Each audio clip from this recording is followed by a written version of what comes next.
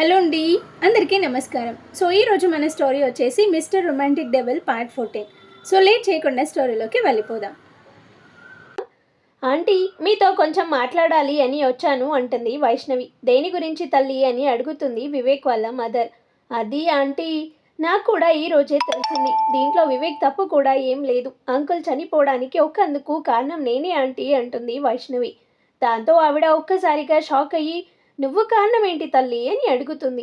So జరిగిందంతా చెప్తుంది వైష్ణవి. వివేక్ చెప్పిందంతా కూడా కాసేపు ఆలోచించిన తర్వాత ఆవిడ, ఇందులో నువ్వు కారణమని ఎక్కడ నీకు అనిపించిందమ్మా అని అడుగుతుంది. వివేక్ సారు నన్ను లవ్ చేయడం వల్లనే కదా ఆంటీ క్రాంతి అలా అని అనగానే, తప్పమ్మా, అలా ఎప్పుడూ అనుకోకూడదు. అయిపోయిందేదో అయిపోయింది తల్లి.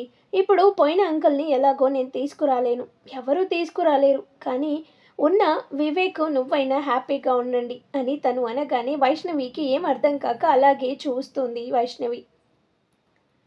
నిన్ను లవ్ చేస్తున్న విషయం నాకెప్పుడో చెప్పాడు. నువ్వంటే తనకి చాలా చాలా ఇష్టం తల్లి. నువ్వంటే ప్రాణం కూడా. నువ్వు యాక్సెప్ట్ చేయలేనప్పుడు నా దగ్గరకు వచ్చి ఎంత బాధపడ్డాడో నాకు తెలుసు. కానీ ఎప్పటికైనా వైష్ణవి ఓకే చెప్తుంది, నేను వెయిట్ చేస్తాను అప్పటి వరకు అని చెప్పి నాతో అన్నాడు అని ఆమె చెప్పగానే వైష్ణవికి ఒక్కసారిగా ఏడుపు వస్తుంది. అంత ఇష్టం పెంచుకున్న వివేక్ సార్ ఇప్పుడు ఎందుకు మేడం అలా బిహేవ్ చేస్తున్నాడు నాతో? నేనేం చేశాను అని నా మీద అంతలా కోపం పెంచుకున్నాడు అని అంటుంది. ఆ మాటకి, నీ మీద కోపం పెంచుకోవడం ఏంటి తల్లి అని అడుగుతుంది ఆమె. సార్ నన్ను లవ్ చేసినందుకు సార్ చనిపోయారు అని నన్ను బ్లేమ్ చేస్తున్నారు మేడం, నన్ను అంటున్నారు అని అనగానే, వాడు నిన్నెందుకంటాడు? వాడికి నువ్వంటే చాలా ఇష్టం, ఏదో కోపంలో అలా అని ఉంటాడేమో, కానీ అలా ఏం ఉండదు తల్లి.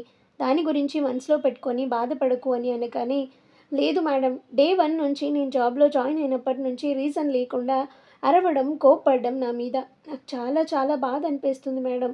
ఈ రోజు కూడా ఇప్పుడు వచ్చే ముందు కూడా నీ వల్లే మా నాన్న చనిపోయారు, నువ్వు హ్యాపీగా పెళ్లి చేసుకొని వెళ్ళిపోతే నేను చూస్తూ ఊరుకుంటాను అనుకున్నావా? ఎన్ని రోజులైనా నువ్వు ఇక్కడే నా దగ్గరే వర్క్ చేయాలి, మీ అక్క దొరికే వరకు కూడా అని అనగానే, అక్క ఏంటి అంటుంది ఆమె. విష్ణు సార్ని లవ్ చేసింది మా అక్కని. మా అక్క చీట్ చేయడం వల్లే సార్ చనిపోయారంట. అందుకని నా వల్ల ఈ సార్ చనిపోయారు, మా అక్క వల్ల ఆయన చనిపోయారు అని చెప్పి నా మీద కోపం పెంచుకుంటున్నాడు వివేక్ సార్ అని అనగానే, ఈ విషయం నాకెప్పుడు చెప్పనే లేదు అంటుంది ఆమె.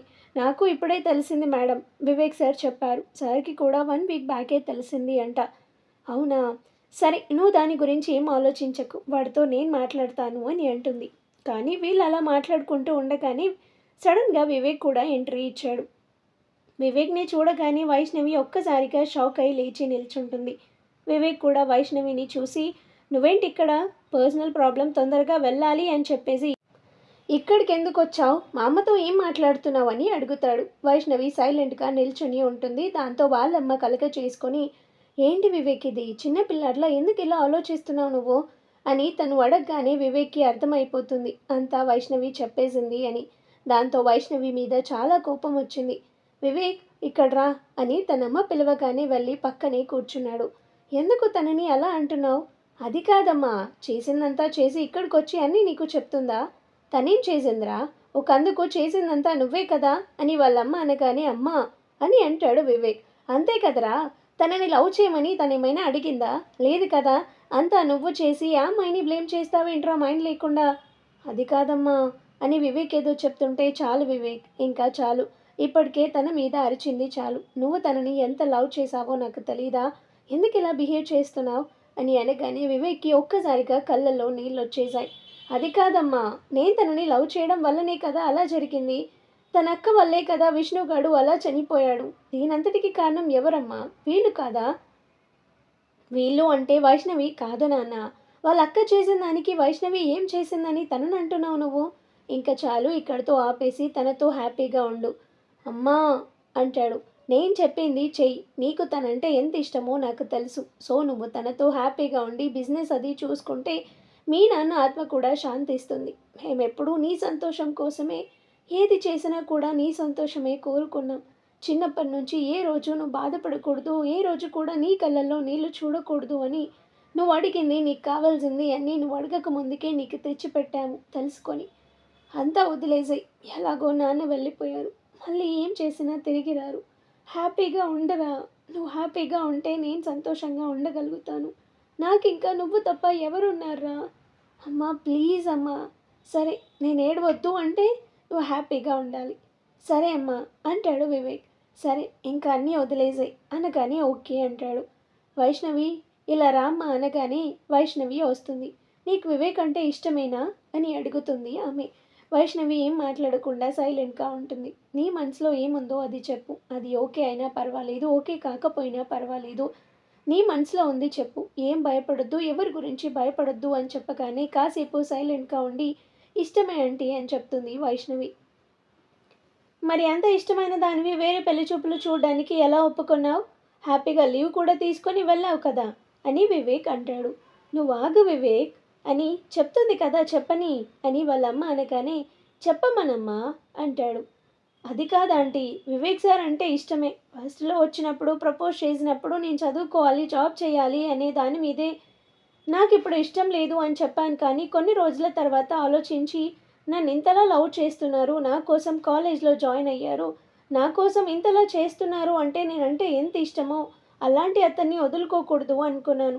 ఎప్పుడైతే జాబ్ వస్తుందో వచ్చిన తర్వాత వెంటనే వివేక్ సార్ని కలిసి మాట్లాడాలనుకున్నాను. కానీ ఇలా జరిగింది అని చెప్తుంది. సరే ఇప్పుడైతే నీకు ఓకే కదా అని అనగానే హా అని చెప్తుంది. నాకు తనంటే ఇష్టం లేదు అంటాడు వివేక్.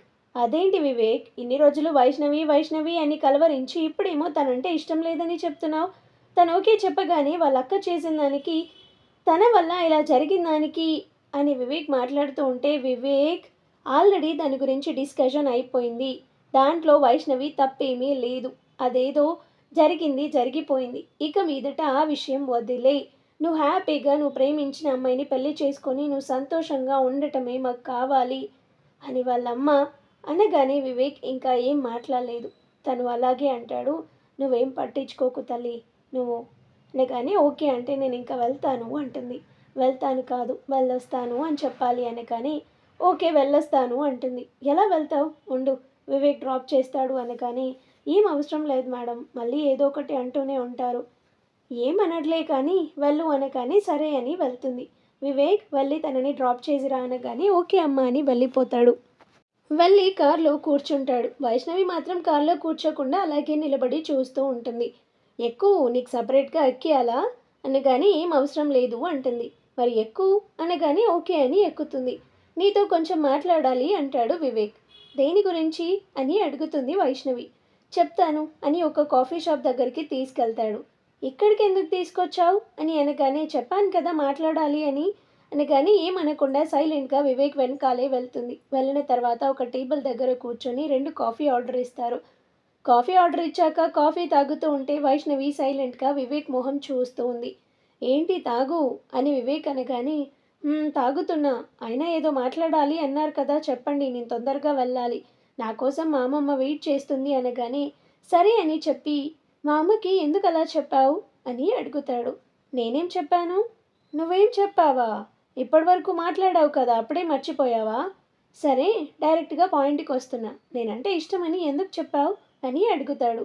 వివేక్ అలా అడగగానే ఇదేం ప్రశ్న అన్నట్టు చూస్తుంది వైష్ణవి. చెప్పు. అదేంటి సార్ అలా అడుగుతున్నారు? అది అడగడానికి నాతో మాట్లాడాలి అన్నారా?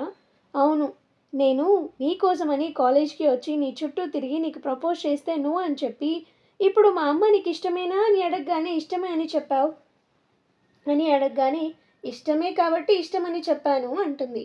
అవునా, మరి నేను అడిగినప్పుడు ఎందుకు అలా చెప్పావు అంటే అంటే అప్పుడు నా చదువు అయిపోలేదు, మా అక్క అలా చేసిన దానికి మా అమ్మ నాన్న ఇద్దరు అలా అయ్యారు, మేము ఇంకా సఫర్ అవుతున్నాం, నాకంటూ ఉన్నది మా అమ్మమ్మ ఒక్కతే, ఇప్పుడు నేను కూడా మా అక్కలాగా చేసి ఆమెని వదిలి వెళ్ళలేను, అందుకే జాబ్ చేయాలి, నేను సంపాదించాలి, నాకంటూ పేరు ఉండాలి, అప్పుడు మీకు చెప్పాలి అనుకున్నా, అది కూడా అమ్మమ్మని కూడా నాతో పాటు యాక్సెప్ట్ చేస్తా అంటేనే మీకు ఓకే చెప్పాలి అనుకున్నాను. కానీ ఈలోపే మా అమ్మమ్మ పెళ్లి చూపులు చూస్తే చూడని నో చెప్తాను అని అనుకున్నాను. కానీ అమ్మమ్మ సాటిస్ఫాక్షన్ కోసం ఒప్పుకున్నాను.